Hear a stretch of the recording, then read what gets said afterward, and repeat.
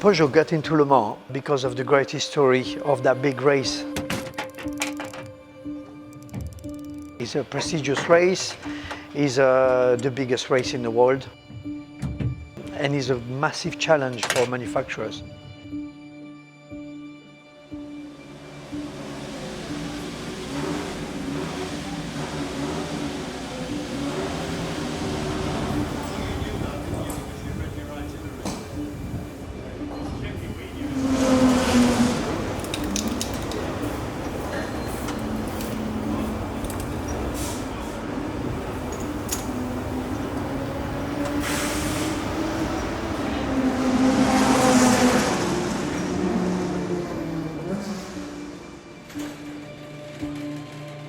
You have some echo, or you hear about things like that in the paddock. You know, we all like it's a small community. So a friend of mine told me this, another friend of mine told me that. So I called Peugeot Sport. It was Jean-Pierre Nicolas at the time, and he told me, yeah, we are looking at doing Le Mans and all this. And if you ever around Paris, come and see me. So I invented. Then I was in Paris very quickly.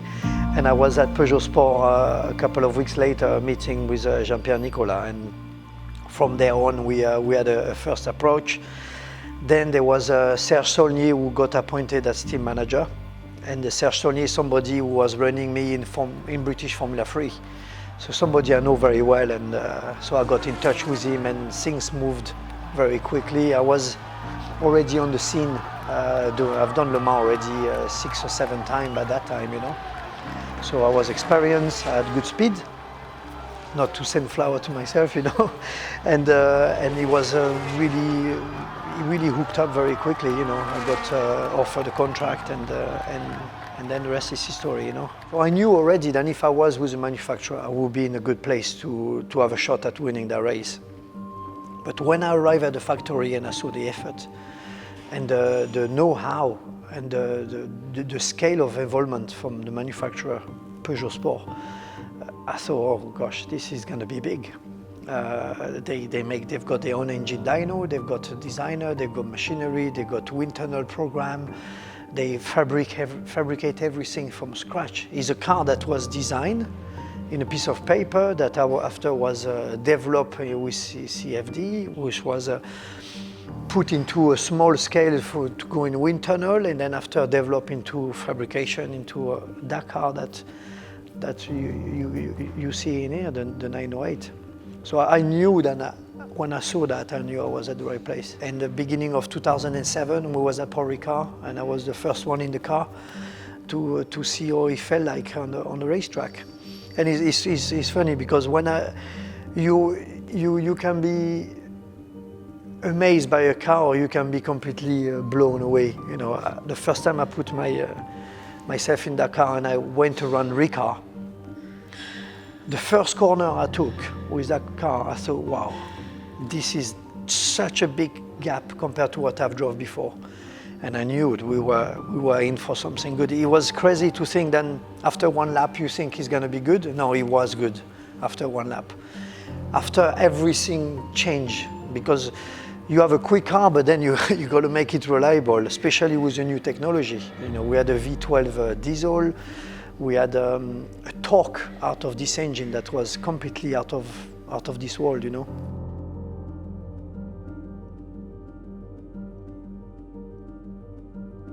The success come pretty quickly because development we did, every time we tested, we discover some new problem, and the problem was actually resolved very quickly. And when we went to the first race at Monza, I was sharing the car with Marc Genet, and we never did more than 400 kilometers with the car, and we did a 1,000 kilometers race at Monza and we won it. So the quick reaction of the team was unbelievable. We went to Le Mans for the first year I was sharing with Jacques Villeneuve and Marc Genet, and we ran second until 2 hours, and we had a very minor problem with the engine which made us retire, but the sister car finished second on his first Le Mans.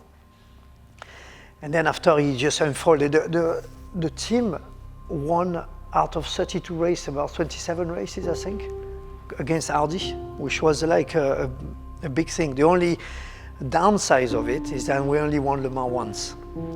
2011 was the last year of the program, and a full season in the Intercontinental Cup, which was the WEC, not called WEC, the World Championship, not called World Championship yet. It was the year just before the launch came. And in 2011, there was a new regulation which came into place with the ACO, because the car in 2010 were going too fast. It was breaking the 3 minutes 18 at Le Mans, and with speed of 350k, you know, was really quick.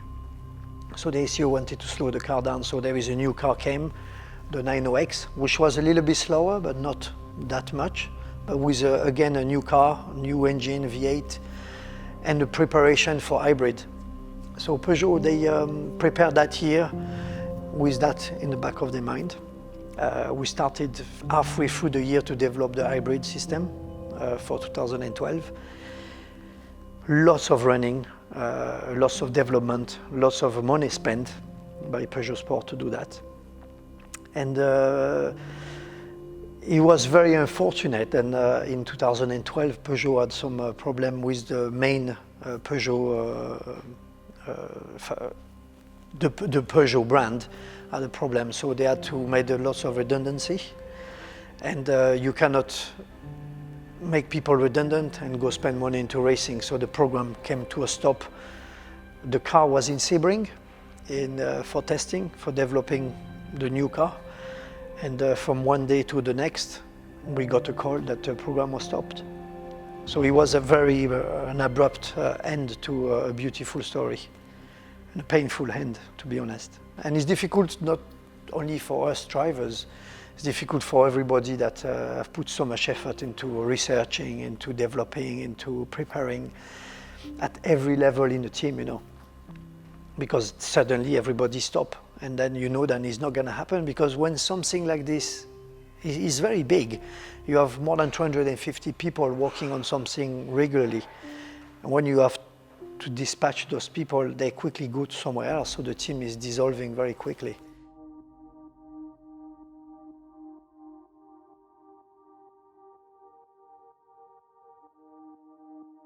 I was aware that there was some Peugeots for sale, but the big question wasn't whether you could buy the Peugeots, because clearly you could, but the big problem was how you got into a position to be able to run, maintain and rebuild them. So I came up with a plan that identified all the obstacles that had to be cleared, and the fundamental problem was about knowledge. So I rang Nick up and I went down to Sussex, and this will be in about 2016, 2017.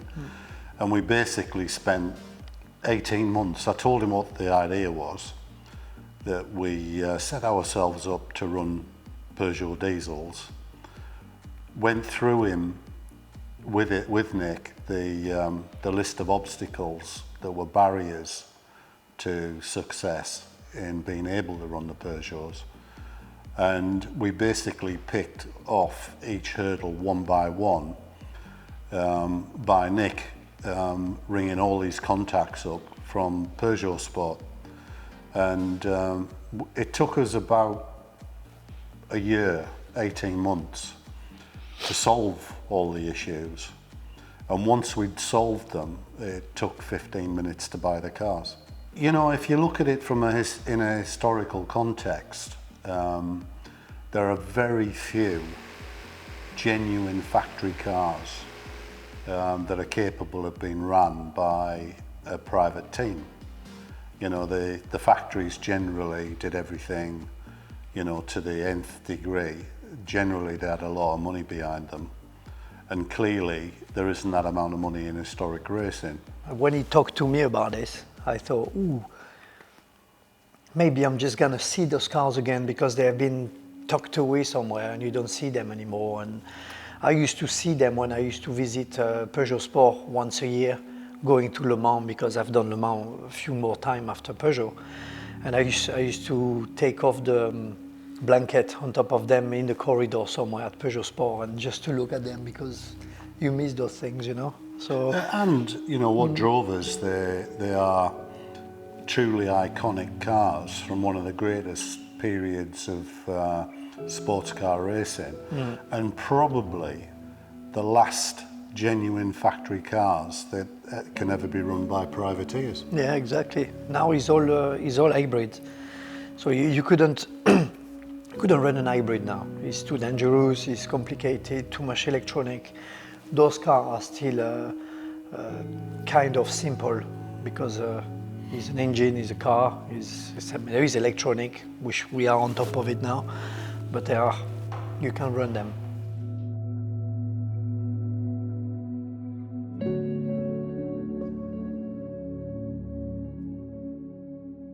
Well, we met with a wonderful guy who's still significant in Peugeot as a shareholder, Jean-Philippe Peugeot.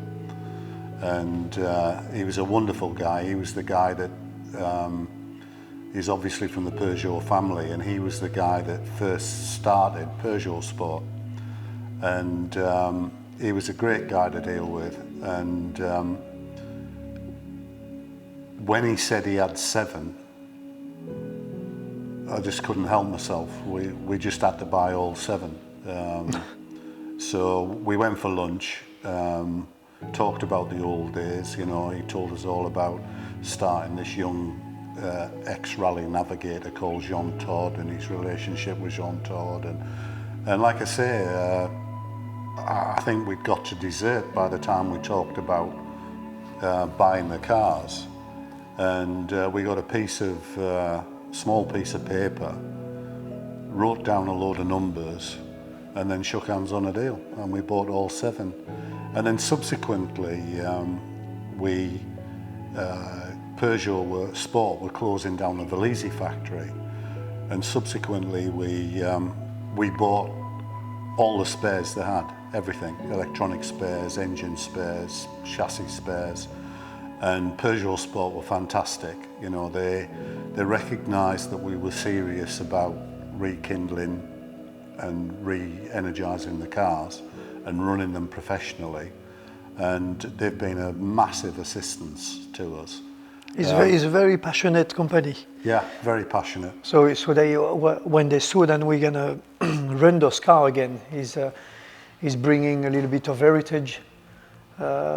Just like Peugeot heritage kind of things, isn't it? The first car we commissioned, we did it at Peugeot Sport, and the whole of the factory turned out into the workshop. Everybody, there was people everywhere to see this car start up after 6-7 years of being laid dormant. They're very passionate, and what Peugeot Sport achieved with quite a small group of people when you compare to Audi, and you know, nowhere near the amount of money that Audi had. What they achieved was just remarkable. Every single part of this car is made to measure, is made to fit exactly in that position, in that exactly the spec of the engine you've had for that kind of races, because every race you have a different spec, every race you have a different rear wing or an update on the bodywork or an aero part that is different.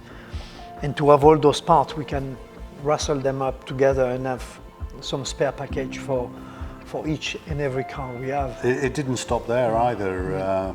We met Monsieur Finot earlier in the year, and we told him what our objectives were, you know, run these cars for a long time, and he was good enough to allow us to take every drawing, every CAD 3D models. So we basically got about 8 or 9 8 terabyte hard drives full of everything that Peugeot had on their system.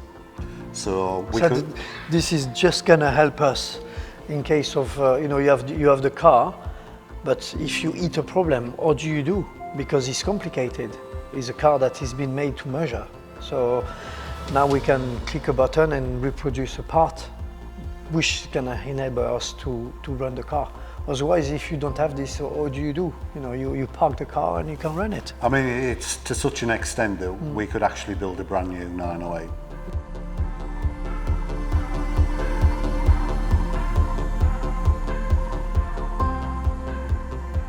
The only difference is with a car like a Peugeot 908 that any other sports car you will see on the planet is that it's a diesel power car. It's got a V12 engine and it's got such a big amount of torque. So when you pull the gear and you come out of the pit and you feel like you are in a van. It's like doing funny noise. As soon as you take off the speed limiter off and the engine is gearing up over 2,000 rev, because you rev it to 4,500 rev, that's the maximum. The engine is really smooth and suddenly you know you are in a racing car, because the engine sounds very nice actually, the V12. And you pull the gear, you got to kick up the ass at every single gear like you never had before. It's like, bah, bah.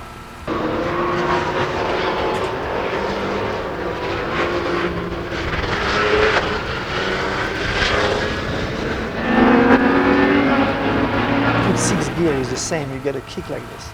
And often when we used to race those cars, even now, you know, you cannot use the whole torque. So there is a torque reduction with the traction control, with reducing it a little bit so you can use the power better. It's the best traction control I've ever experienced in my life. Amazing. It's like a big hand holding you back, whereas in a petrol engine, the engine actually cuts. So you can hear but on the Peugeot, it's like somebody else is managing the power delivery for you. It's very smooth. Very smooth, yeah. It's a torque reduction and it works very well. I raced a customer car in 2005 and up to 2008, and I remember when the Peugeots came out, you know, we raced a Lola. I used to blow him away. Yeah, you did. You don't often, private individuals don't often get the chance to compare a genuine factory car with a customer car. And when sorry to cut you, that's the difference between a professional racing driver and a non-professional. Yeah, they're usually about 2 foot tall. But I'm good in a pub if there's any trouble. Yeah. The company specialises in sports prototypes because we've got so much experience in sports prototypes. You know, we did, as Chamberlain Synergy, which is the former name of the company, we did 5 years of ELMS and Le Mans with 3 different types of car, and I think we failed to finish twice in 5 years. So that level of expertise of the guys at building a reliable car has just carried forward really into Group C and into Masters racing. So we just want to specialise in sports prototypes and do a good job. It's as well about giving, not only preparing the car and giving very good expertise about preparing, running the car, but it's as well giving an experience to the people who want to bring their car to us and having us running their car. You know, I give a lot of feedback myself as a racing driver to the people who come and race in the team. I coach them. We as well. It's not only a job of, you know, you prepare a car, you bring it to a racetrack. It's an experience as well. And the experience is about passionate people. That's why they come into this sport. It's expensive sport, so if you're not passionate, you don't really come in there. And historic racing has gone through a massive transformation in the last 15 years. You know, the level of professionalism now in historic racing is as high as it was 20 years ago in mainstream racing.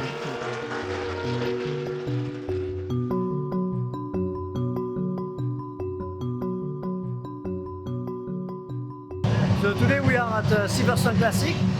It's probably one of the top big event of classic cars in the world. If you look at the paddock, it's massive. There is cars everywhere. It's a great location. because the track is fantastic, and we are as well running a master event here. So the Master Endurance Legion is for all the cars from Le Mans era or ALMS, ELMS, Daytona sometime for a certain period of cars. And we have those beautiful beasts in here, the Peugeot, and it's a great place for me to see them, because in 2010 I won the race with Anthony Davidson, the 1,000 kilometers of Silverstone, and the car who actually won the race is here, and he's just been running this morning with David Porter at the wheel. And it's beautiful to see, you know, like nearly 10 years ago, you have this car here, and he's breathing again, he's alive again. He's driving on the track that actually won the last time he was here, and he's running very well. So I'm very proud, you know. I would like to be in the wheel, but it's beautiful to see David driving it and enjoying the car as much as I did in time, you know. No privateer will ever get their hands on a current Toyota. So this is the most advanced prototype car anybody like me could ever drive. And they are sensational, quick cars to drive. Oh, you know, to see the setup of VBM and to see them so well organized, to see the car, they are on top of it now, you know, everybody is, they know exactly the procedure. It's like if, let's say it's a smaller version of the Peugeot Sporty, and it's a mini version because we were 100 people and now we're only like 7 or 8. So it's a big difference. But still, when I arrived this morning and I look at all everybody has stepped up to the plate and they can run those cars, which everybody thought that it was impossible. You know, it wasn't possible, and he is. You know, we're doing it very well as well. So yeah, you feel proud. You know.